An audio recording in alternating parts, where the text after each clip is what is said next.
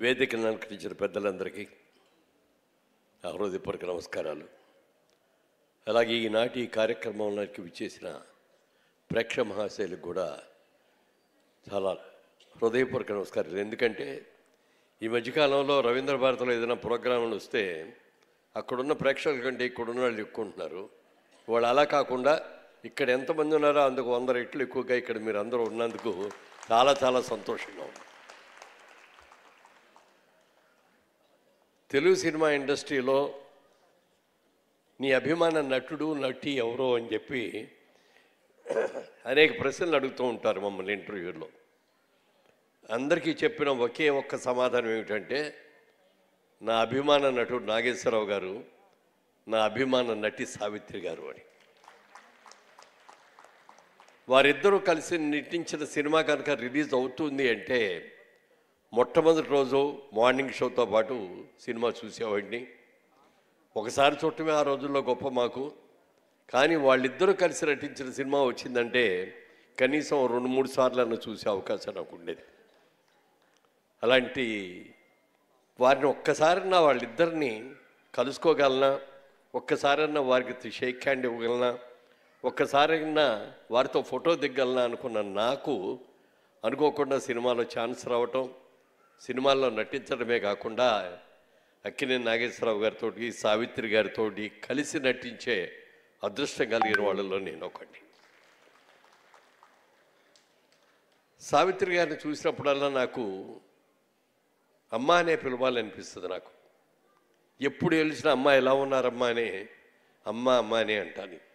ఎందుకంటే ఆవిడతో నటించిన మొదటి సినిమా భారతంలో ఒక అమ్మాయి. రోజారమణి గారు అందులో హీరోయిన్, నేను హీరో. సావిత్రమ్మ గారు నాకు అమ్మ, కాంతారావు గారు నాన్నగారు. ఆ సినిమా జరుగుతున్నప్పుడు ఆవిడతో ఉన్న పరిచయం ఎంత పరిచయమో చెప్పడానికి వీల్లేదు. ఎంత ప్రేమగా, నాకు ఆవిడ మీద ఎంత గౌరవం, ఎంత అభిమానం ఉన్నా అంతగా మించిన ప్రేమని, అభిమానాన్ని ఆవిడ నాకు పంచి ఇచ్చారు. తర్వాత అనేక సినిమాల్లో చేసాం. ఎక్కడ చేసినా ఎప్పుడు చేసినా కూడా అమ్మ అమ్మ అని పిలిచేవాడిని. విజయవాడలో ఒకసారి షూటింగ్ జరుగుతోంది. నా ఇల్లు నా వాళ్ళు అని టైటిల్ అది. ఆ సినిమాలో సావిత్రి గారు తల్లి, గుమ్మడి గారి తండ్రి అందరు కలిసి నటిస్తున్నాం. ఒక పెద్ద సీన్ పెట్టారు. డైరెక్టర్ అన్నాడు, ఈ సీన్ని కట్ చేస్తే అందంగా రాదండి, ఎమోషన్స్ అన్నీ పోతాయి, 3 కెమెరాలు పెట్టి తీస్తానండి, టాప్ యాంగిల్లో ఒకటి, ఇక్కడ క్లోజ్ యాంగిల్లో ఒకటి, మిడిల్ యాంగిల్లో ఒకటి పెట్టి అని చెప్పి మా అందరితో రిహార్సల్ చేయించాడు. డైరెక్టర్ గారు అన్నారు, అమ్మ మీరు అవ్వక్కర్లేదా, మీరు ఫైనల్ రిహార్సల్ చూస్తే చాలు, మీరు వీళ్ళందరూ మిగిలిన వాళ్ళందరూ కొంచెం జూనియర్సు యంగ్స్టర్స్ కదా, వాళ్ళు చేస్తారు అని అన్నారు. మేమందరం కలిసి చేసాం. చేసిన తర్వాత ఫైనల్గా గుమ్మడి గారు ఆవిడ కూడా వచ్చారు. పెద్ద సీన్ యాక్ట్ చేసాం. ఆ సీన్లో ఏంటంటే నేను కొడుకుని అల్లరిచల్లరిగా తిరుగుతున్నాడు, బాధ్యతగా ఉండట్లేదు అని చెప్పి దండించేటటువంటి ఒక సీన్ అది. ఆ సీన్లో ఆవిడ నన్ను కోపం వచ్చి కొట్టడం ఇవన్నీ కూడా ఉంటాయి. అయిపోయింది, సీన్ చాలా బాగా వచ్చింది, అందరూ కూడా చప్పట్లు కొట్టాం, చాలా బాగుందన్న. ఆవిడ దగ్గరికి వెళ్ళిపోయి ఆవిడ చేసిన ఆ ఎమోషన్ చూపించినది చూసి కాళ్ళకి దండం కూడా పెట్టాం. అప్పుడు నా ఈ షర్టు కొంచెం గుండె ఊడిపోయి ఉంది. ఆ గబుక్కున ఆవిడ చూసి, నాన్న ఏంటిది, ఇవన్నీ కూడా ఎర్రగా ఉన్నాయి ఏంటి అంది. అమ్మ ఏం లేదమ్మా అని అన్నాను. కాదు ఆగు అని చెప్పి తీసి చూస్తే ఆవిడ ఉన్న గోడతో ఇది చేసిన దానికి గోల్డ్ ఇవన్నీ గీసుకొని బ్లడ్ వచ్చేసింది. నాన్న సారీ నాన్న ఎమోషన్ తట్టుకోలేకపోయారంటారు. లేదమ్మా, మీరు అంత బాగా చేశారు కాబట్టే, ఈ సీన్ అంత బాగా పండింది కాబట్టే ఈ సినిమా అంత సక్సెస్ అవుద్ది, దీని గురించి అసలు పట్టించుకోవద్దమ్మా అని చెప్పి ఆ రోజున అన్నాను. అలా అనేక పర్యాయాలు రామాయణంలో పిడకల వేట అనే సినిమాలో ఎన్ని రోజులు కలిసి షూటింగ్ చేసామో చెప్పడానికి వెళ్ళలేదు. మెడ్రాస్లో, హైదరాబాద్లో ఏదో షూటింగ్ జరుగుతుంది. మేమందరం కూడా ఇక్కడే ఉన్నాం, నాగేశ్వరరావు గారి స్టూడియోలో, దాసరి గారి డైరెక్షన్లో. ఆ రోజున సావిత్రమ్మ గారు చచ్చిపోయారు అనే వార్త వచ్చింది. నాగేశ్వరరావు గారు అక్క అని పిలిచేవారు. నాగేశ్వరరావు గారు కదా, దాసరి నారాయణరావు గారు, ఆవిడ కూడా తమ్ముడు అని పిలిచేది. ఇక నాగేశ్వరరావు గారు ఆవిడ ఎన్ని సినిమాలు ఎంత ఆత్మీయంగా యాక్ట్ చేశారో మనకందరికీ తెలుసు. వాళ్ళిద్దరూ బయలుదేరుతున్నారు అంతిమయాత్రకు వెళ్ళాలి అని. నేను వెళ్ళి దాసర్ గారిని, నాగేశ్వరరావు గారిని అడిగాను. సార్, నాకు చాలా అభిమానం ఉండే ఆవిడంటే, అంతిమయాత్రకు నేను కూడా వస్తానండి అని చెప్పి వాళ్ళిద్దరితో కలిసి మేము ముగ్గురం కలిసి మెడ్రాస్ వెళ్ళి అంతిమయాత్రలో పాల్గొని దాన సంస్కారం అయ్యే వరకు కూడా అక్కడ ఉన్నాం. కానీ నాకు ఒక్కటే బాధ అనిపించింది ఏమిటంటే, అంతటి మహానటి చనిపోతే పరిశ్రమ యావత్తు కూడా ఆ రోజున ఊరేగింపుగా వచ్చి ఆవిడ అంతిమ సంస్కారం చేసి ఉండాల్సింది, అది చెయ్యలేదే అనే బాధ మాత్రం నాకు చాలా మిగిలిపోయిందండి. మరి అంతకుముందు వచ్చి బాడీని చూసి వెళ్ళారేమో నాకైతే తెలియదు. కానీ న్యాయంగా అయితే అంత మహానటి, అంత గొప్ప నటి చనిపోయినప్పుడు ఎంత అద్భుతంగా చేయాలి. ఆ రోజు షూటింగ్లు అన్నీ మానేయాలి, అన్నీ చేయాలి. అది ఒక్కటి మాత్రం నాకు చాలా బాధ అనిపించింది ఆ రోజున. అలాగే మైసూర్లో ఒక రోజున ఏదో షూటింగ్ కోసం అని వెళ్ళాం. బెంగళూరు నుంచి మైసూర్కి వెళ్ళే రోడ్లో ఆ షూటింగ్ చేసిందే అయిపోయింది. ఈవినింగ్ ఫ్లైట్కి నేను మెడ్రాస్ వెళ్ళాలి. అక్కడ హోటల్లోకి వెళ్ళి ఇట్లా మన లిఫ్ట్ ఆన్ చేసేటప్పటికి ఆ లిఫ్ట్ పైనుంచి వచ్చి దిగింది. డోర్ ఓపెన్ అయిపోయింది. ఎదురుగుండా సావిత్రమ్మ గారు చక్కగా తెల్లటి చీర కట్టుకొని మంచి బొట్టు పెట్టుకొని అలా అట్లా ఓపెన్ అవ్వగానే ఆవిడ కనపడేప్పటికి, అమ్మ ఇదేంటి మీరు ఇక్కడ ఉన్నారని నేనంటాం. బాబు నువ్వు ఎప్పుడు వచ్చావు ఇక్కడికి అని అంటే, వచ్చానమ్మా, వచ్చి 4 రోజులు అయింది, షూటింగ్ అయిపోయింది, మేము వెళ్ళిపోతున్నామమ్మా అన్న. నాకు రేపటి నుంచి షూటింగ్ ఉంది, ఆ షూటింగ్ కోసం ఇక్కడికి వచ్చాను అని చెప్పి వాడు చెప్పారు.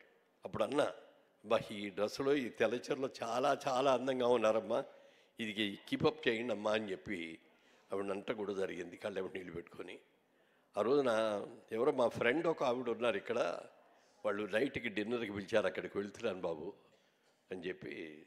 అదే సినిమాల్లో, సినిమా ఇండస్ట్రీలో ఆఖరి చూపు నాకు అదే. అది అయిన తర్వాతే అదే రోజు రాత్రే డయాబెటిక్ కోమాలోకి వెళ్ళిపోవటం, ఆవిడ అనారోగ్యానికి కారణం అవటం, ఆ అనారోగ్యంతో ఆవిడ చనిపోవటం, ఇవన్నీ కూడా జరిగినాయి. అలాంటి మహానటిని మళ్ళీ పుట్టబోరు కూడా. అశ్విని దత్ గారు వారి అమ్మాయిలు ఇద్దరు, ప్రియాంకను స్వప్న ఇద్దరు కూడా మహానటి సినిమా తీస్తున్నారు అనగానే నాకు ఎంత ఆనందం కలిగిందో చెప్పడానికి వీల్లేదు. ఎందుకంటే మా తరానికి అందరికీ తెలుసు, మా తర్వాత తరానికి కూడా తెలుసు సావిత్రి గారు అంటే ఎవరు అనేది. కానీ ఇప్పుడున్న యంగర్ జనరేషన్కి ఎవరు కూడా సావిత్రి గారు అంటే ఎవరు, సావిత్రి గారు ఎలాంటి గొప్ప నటి, ఆవిడ ఎంత అద్భుతంగా చేయగలరు అనేది చాలామందికి తెలియదు. అలాంటి వాళ్ళందరికీ కూడా తెలియజెప్పే ఒక మంచి చిత్రాన్ని తీసేది ఒక మంచి నిర్మాత. అశ్విని దత్ గారు అంటే ఎన్ని అద్భుతమైన సినిమాలు తీశారో మనకు అందరికీ తెలుసు. వాళ్ళ సెకండ్ జనరేషన్గా వాళ్ళ అమ్మాయిలు ఇద్దరు కలిసి అక్కడ నిలబడి ఈ సినిమా మేము చేస్తామని చెప్పి అనుకోవటం, ఆ సినిమాకి సరి అయిన క్యాస్టింగ్ని చేసి అద్భుతంగా తీశారు సినిమాని. నాకు తెలిసినంతవరకు బయోపిక్ సినిమాల్లో ఆ సినిమా సక్సెస్ అయినంతగా ఏ సినిమా సక్సెస్ అవ్వాల, అంత అద్భుతంగా ఆడింది. ఆ సినిమా 100 రోజులు ఆడింది. కేంద్ర ప్రభుత్వ బహుమతులు వచ్చినాయి, రాష్ట్ర ప్రభుత్వ బహుమతులు వచ్చినాయి, మొన్నే గద్దర్ అవార్డు కూడా వచ్చింది. ఇన్ని అవార్డులు వచ్చినాయి అంటే ఆ మహానటిని చూసి, అబ్బా సావిత్రి గారు అంటే ఈవిడ అనుకున్నారు. ఇందాక మనందరం చూసాం అక్కడ కూర్చొని. కర్టెన్ ఓపెన్ అవ్వగానే 90 మంది పిల్లలు చక్కగా డ్రెస్సులు వేసుకొని నగలు పెట్టుకొని వాళ్ళు పాటలు పాడుతుంటే సావిత్రి గారి పాటలన్నీ ఆహా ఎంత అందంగా ఉంది. 90 మంది సావిత్రులు స్టేజ్ మీద చూస్తున్నావే అనిపించింది నాకైతే నిజంగానమ్మా. ఎందుకంటే పాట పాడేవాళ్ళు పాటే పాడతారు, పాట మీదే దృష్టి పడదు. కానీ ఆ పిల్లలందరినీ చూస్తే సావిత్రి గారు నటించినట్టు నటించేశారు అన్నీ కూడా. ఎంత అద్భుతంగా చేశారండి. నా వీడియో కెమెరాలో, నా ఫోన్లో ఇవన్నీ కూడా తీసుకున్నాను ఫోటోలు. అలాంటి మహానటి మరి వారి అమ్మాయి మరి విజయ చాముండేశ్వరి నిజంగా నాకు సొంత చెల్లి లాంటిది. అలాగే మా బావగారు గోవిందరావు గారు, ఆయన కూడా మాకు మంచి స్నేహితుడు. మెడ్రాస్లో ఉన్నప్పటి నుంచి కూడా చాలా కలిసిమెలిసి ఉండేవాళ్ళం. అమ్మ 90వ సంవత్సరం చేశారు, శత జయంతి ఉత్సవాలు కూడా మీరు దగ్గరుండి చేయించాలి, అది జరగాలి. మళ్ళీ మా సంజయ్ కిషోరే ఈ శత జయంతి ఉత్సవాలు చేసుకోవాలి. అప్పటికి మేము ఉంటామో లేదో తెలియదు, కానీ ఎక్కడున్నా ఎలా ఉన్నా ఆ రోజు నేను ఇక్కడికి వస్తాను, చూస్తాను. ఒకవేళ అక్కడికి వెళ్ళిపోయినా కూడా అక్కడి నుంచి అయినా చూస్తాను. శత జయంతి ఉత్సవాలు 10 సంవత్సరాలు జరగబోతున్నాయి. మా కృష్ణయ్య గారు ఉన్నారు, ఎలాగూ ఆయన రథసారథిగా ఉంటారు. ఆయన చాలా సంతోషం అండి. ఇంత మంచి ఫంక్షన్లో ఈ మధ్యకాలంలో ఇంత మంచి ఫంక్షన్లో పాల్గొన్నందుకు నాకు చాలా చాలా చాలా సంతోషంగా ఉంది. థ్యాంక్ యూ అనండి. అలాగే సంజయ్ కిషోర్ గురించి తెలుసు, ఆయన దగ్గర చాలా ఫోటోలు ఉన్నాయని తెలుసు, అన్నీ ఇలాంటి బుక్స్ అన్నీ కూడా బ్రహ్మాండంగా వేశారని కూడా తెలుసు. కానీ ఇందాక ఏవీలో చూస్తే కానీ అర్థం కాలేదు. ఇందాక మీరు అన్నది ఎన్ని ఫోటోలు ఉన్నాయండి, అవన్నీ కూడా పాలిథిన్ బ్యాగ్స్లో పెట్టి అవన్నీ పెట్టి స్టోర్ చేయటం అనేది ఎంత కష్టమైంది. నన్ను అడిగారు మురళీమోహన్ గారు, మా కృష్ణయ్య గారు ఈయన కలిసి మీ బుక్ కూడా చేస్తామండి అని అంటే, ఏమండి నా దగ్గర అసలు ఫోటోలు కలెక్ట్ చేసుకోలేదని, నా ఫోటోలు కూడా నా దగ్గర సరి అయినవి లేవండి అంటే, నా దగ్గర ఉన్నాయండి మీరు కంగారు పడకండి, మీ ఫోటోలన్నీ నా దగ్గర ఉన్నాయని చెప్పారు. అంటే నా ఫోటోలు నేను కలెక్ట్ చేసుకోలేకపోయాను. నేను అప్పట్లో మరి నాగేశ్వరరావు గారితో, రామారావు గారితో, శోభన్ బాబు గారితో వీళ్ళతో పోల్చుకుంటే నేను చాలా చిన్న హీరోని, అయినా నా ఫోటోలు కూడా అయినా అన్ని చేసినందుకు చాలా సంతోషం. మనస్ఫూర్తిగా అభినందిస్తున్నాను. ఇంకా మంచి కార్యక్రమాలు చేయాలని కూడా కోరుకున్నాను. Thank you.